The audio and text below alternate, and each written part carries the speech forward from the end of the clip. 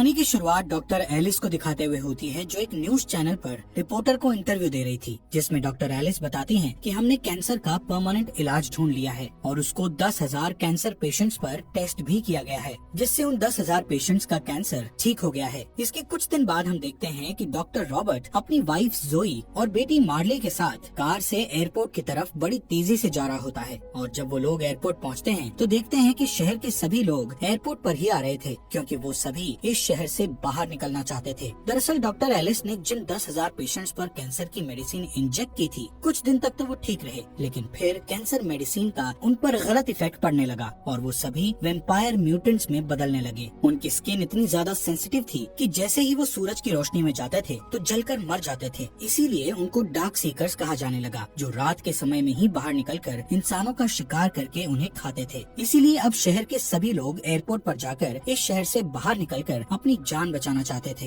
लेकिन एयरपोर्ट पर सिक्योरिटी वाले सभी लोगों की चेकिंग कर रहे थे और सिर्फ उसे ही शहर से बाहर जाने दिया जा रहा था जो इन्फेक्टेड नहीं था। जब रॉबर्ट और उसकी फैमिली को चेक किया जाता है तो मिलिट्री वाले देखते हैं कि वो इन्फेक्टेड नहीं है, इसलिए उन्हें वहाँ से आगे जाने दिया जाता है। आगे जाकर मिलिट्री वाले डॉक्टर रॉबर्ट को कहते हैं कि आपको जाने नहीं दिया जाएगा, क्योंकि आपको इस बीमारी का इलाज ढूंढना है। इसलिए जोई और मार्ले को एक हेलीकॉप्टर में बिठा दिया जाता है, लेकिन जब उनका हेलीकॉप्टर टेक ऑफ करता है तभी दूसरी तरफ एक हेलीकॉप्टर पर कुछ डार्क सीकर्स अटैक कर देते हैं, जिस कारण वो हेलीकॉप्टर डिसबैलेंस होकर जोई और मार्ले वाले हेलीकॉप्टर से जाकर क्रैश हो जाता है और वो मारी जाती हैं। ये देखकर रॉबर्ट को एक बहुत बड़ा झटका लगता है, वो बहुत ही ज्यादा दुखी हो जाता है। यहाँ से कहानी 3 साल आगे चली जाती है, जहाँ पर हम देखते हैं कि इस वायरस से पूरी दुनिया में जितने भी लोग थे वो सभी डार्क सीकर्स बन चुके हैं। सिर्फ 1% लोग ही इंसान बचे हैं जो इनसे छिपकर अपनी जिंदगी काट रहे हैं। पूरी दुनिया नर्क से भी बदतर वीरान बन चुकी है। तभी हम डॉक्टर रॉबर्ट को देखते हैं, जो अब तक बचा हुआ था। इस वक्त रॉबर्ट अपनी भूख मिटाने के लिए अपने कुत्ते सैम के साथ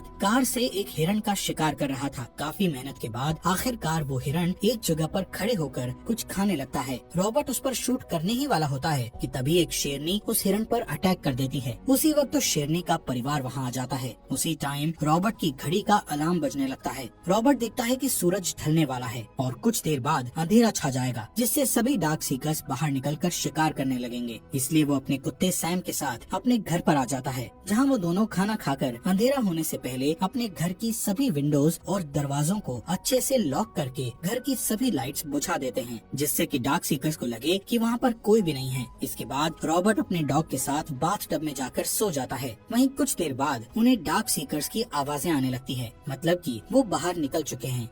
अगली सुबह रॉबर्ट थोड़ा वर्कआउट करने के बाद अपनी लैब में जाता है। यहाँ पर वो इस वायरस के इलाज की वैक्सीन बना रहा था। लैब में उसने बहुत सारे इन्फेक्टेड चूहों को पकड़कर रखा हुआ था, जिन पर वो टेस्ट करता था। रॉबर्ट देखता है कि सभी चूहे अभी भी वैसे के वैसे ही हैं, लेकिन तभी उसकी नजर एक चूहे पर पड़ती है जिसको उसने लास्ट टाइम दवाई दी थी। वो चूहा काफी शांत और नॉर्मल लग रहा था। ये देखकर वो काफी खुश होता है कि आखिरकार उसने इस वायरस का एंटीडोट बना लिया है। अब वक्त था इस एंटीडोट को किसी डार्क सीकर पर टेस्ट करने का। इसलिए वो पहले सैम के साथ बाहर जाकर रोज की तरह रेडियो पर अनाउंस करता है कि अगर कोई जिंदा इंसान इस अनाउंसमेंट को सुन रहा है और डार्क सीकर से बचना चाहता है तो वो मुझे दिन के समय साउथ स्ट्रीट ब्रिज पर मिले। मैं आपको खाना और रहने के लिए घर दे सकता हूँ। कुछ देर बाद जब एक शिप पर रॉबर्ट गोल्फ खेल रहा होता है तो अचानक सैम की नजर एक हिरण पर पड़ती है, जिससे वो दोनों आज के खाने के लिए उसका शिकार करने लगते हैं। लेकिन भागते भागते वो हिरण एक अंधेरे घर में घुस जाता है। उसके पीछे ही सैम वहाँ चला जाता है और सैम के पीछे पीछे रॉबर्ट भी उस अंधेरे घर में चला जाता है।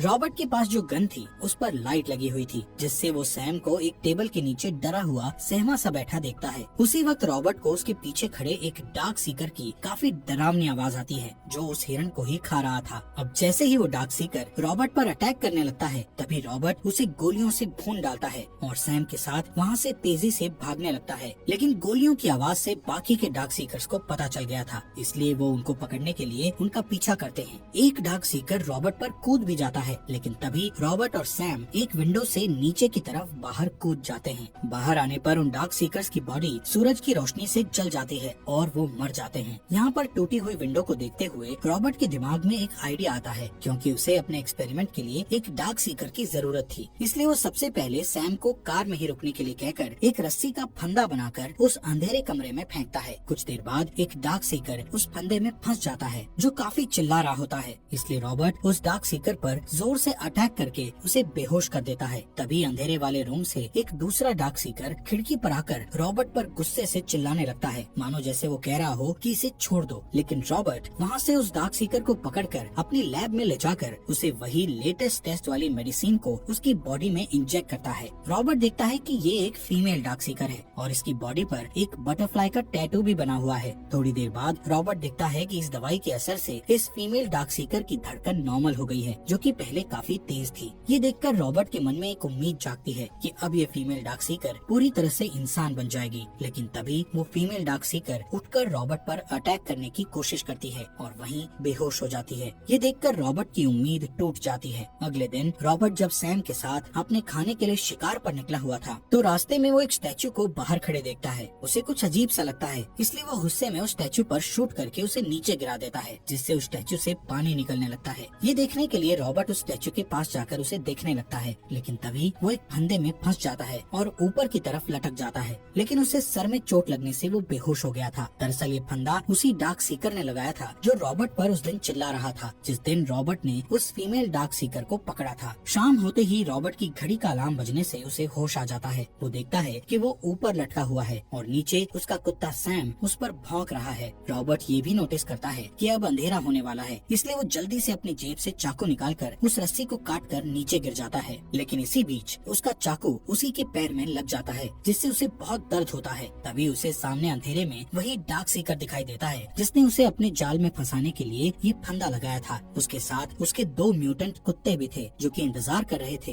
कि कब पूरी तरह से अंधेरा हो। ये देखकर रॉबर्ट घबराकर अपने कार की तरफ जाने लगता है। कुछ ही देर में जब पूरी तरह से सूरज ढल जाता है तो वो डार्क सीकर अपने कुत्तों को उन पर छोड़ देता है, जिससे वो कुत्ते रॉबर्ट और सैम पर अटैक कर देते हैं। पर रॉबर्ट बड़ी फुर्ती से उन दोनों कुत्तों को शूट करके मार गिराता है। लेकिन इसी दौरान वो देखता है कि एक कुत्ते ने सैम को काट लिया है। रॉबर्ट जल्दी से सैम को अपनी कार से घर ले जाकर उसे मेडिसिन इंजेक्ट करता है, लेकिन अब काफी देर हो चुकी थी। सैम की बॉडी में पूरी तरह से वो वायरस फैल गया था और वो अब एक म्यूटेंट बन चुका था। सैम रॉबर्ट पर अटैक करने लगता है, लेकिन अब मजबूरन रॉबर्ट को अपने प्यारे कुत्ते को बहुत ही भरे दिल से उसका गला घोंटकर मारना पड़ता है। अब रॉबर्ट बहुत दुखी हो गया था क्योंकि इस शहर में रॉबर्ट के सिवाय उसका कोई भी साथी नहीं था। वो बिल्कुल ही अकेला हो गया था और सैम को उसने बचपन से पाला था। रॉबर्ट अब पूरी तरह से अकेला हो गया था। रात को रॉबर्ट अपनी कार उठाकर अपने प्यारे डॉग की मौत का बदला लेने के लिए निकल पड़ता है। जो भी डार्क सीकर उसकी कार के आगे आ रहा था वो उन सबको गुस्से में उड़ा रहा था, लेकिन तभी उसकी कार का एक्सीडेंट हो जाने से वो बुरी तरह से जख्मी हो जाता है और कार में फंस जाता है। तभी जिस डार्क सीकर ने उन पर कुत्ते छोड़े थे वो वहाँ पर आकर रॉबर्ट को मारने ही वाला होता है कि अचानक एक तेज रोशनी वहाँ पड़ती है, जिससे सभी डार्क सीकर वहाँ से भाग जाते हैं और रॉबर्ट बच जाता है। रॉबर्ट के पास एक लड़की आकर पूछती है कि आप कहाँ रहते हैं। रॉबर्ट बड़ी मुश्किल से अपने घर का एड्रेस बताता है। सुबह जब रॉबर्ट की आंख खुलती है तो उसे अपने घर के किचन में कुछ आवाज सुनाई देती है। वहाँ पर जाने पर वो एक लड़की और उसके बच्चे को देखता है जो उसे बताती है कि हमने रेडियो पर आपकी अनाउंसमेंट सुनी थी, इसलिए कल हम पूरा दिन आपका ब्रिज पर इंतजार करते रहे और आप आए ही नहीं। लेकिन रात को आप हमें डार्क सीकर्स के बीच फंसे हुए मिले और आपके एड्रेस बताने के मुताबिक हम आपको आपके घर पर ले आए। वो लेडी बताती है कि मैं एना हूँ और हम सिर्फ 2 ही बचे हैं। हमारे बाकी साथियों को डार्क सीकर्स मारकर खा गए। वो बताती है कि हम वॉरमोट जाने वाले थे जहाँ पर बचे हुए बहुत से लोग हैं। ये सुनकर रॉबर्ट कहता है कि ऐसी कोई जगह नहीं है, लेकिन वो लड़की बोलती है कि पहाड़ों में ऐसी एक जगह है क्योंकि ये वायरस ठंड बर्दाश्त नहीं कर सकता। ये सुनकर रॉबर्ट काफी गुस्से में उस पर चिल्लाकर बोलता है कि ऐसी कोई जगह नहीं है जहाँ पर इंसान डार्क सीकर्स के कहर से बचे हों, और इतना कहता हुआ वहाँ से चला जाता है। शाम को रॉबर्ट लैब में जाता है जहाँ पर वो उस फीमेल डार्क सीकर की बॉडी के नीचे बर्फ रखकर उसे मेडिसिन का इंजेक्शन देता है। तभी वहाँ पर एना आ जाती है। ये देखकर एना रॉबर्ट से पूछती है कि क्या ऐसा करने से ये ठीक हो जाएगी। रॉबर्ट कहता है कि शायद बर्फ से इसकी बॉडी का तापमान नॉर्मल हो जाए, जिससे इसकी बॉडी में मेडिसिन का असर बढ़ जाएगा।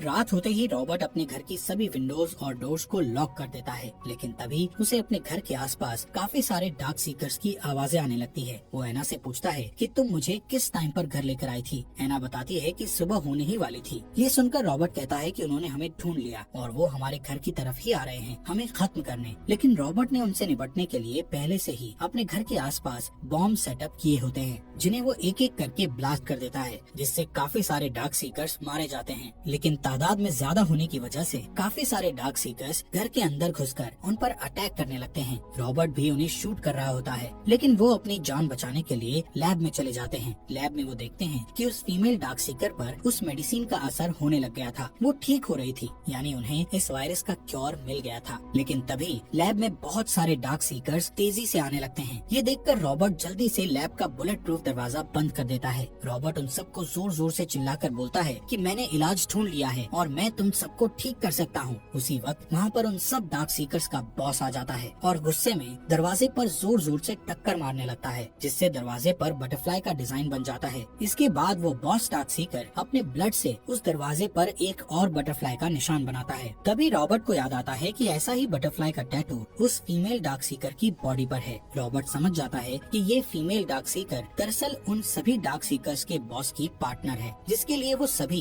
यहाँ पर उसे लेने आए हैं। इसलिए अब रॉबर्ट उस फीमेल डार्क सीकर को लेकर बाहर बॉस डार्क सीकर के पास चला जाता है, जिससे बाकी के सभी डार्क सीकर्स उस पर अटैक करने की कोशिश करते हैं, लेकिन उनका बॉस चिल्लाकर उन्हें रोक देता है। इसके बाद रॉबर्ट एक सिरिंज निकालकर उस फीमेल डार्क सीकर का थोड़ा सा ब्लड निकाल लेता है। तभी उस फीमेल डार्क सीकर को होश आ जाता है और वो अपने पार्टनर को देखकर उसके गले लग जाती है। इसके बाद उनका बॉस अपने पार्टनर को लेकर उन सभी डार्क सीकर्स को वहाँ से ले जाता है। अगली सुबह रॉबर्ट एना और उसके बेटे के साथ वॉरमोट की तरफ निकल पड़ता है। एना रेडियो में अनाउंस करती है कि अगर कोई अभी भी जिंदा बचा हुआ है तो हमें वॉरमोट मिले, क्योंकि हमने इस वायरस का इलाज ढूंढ लिया है। और इसी के साथ ये अमेजिंग मूवी यहीं पर खत्म हो जाती है।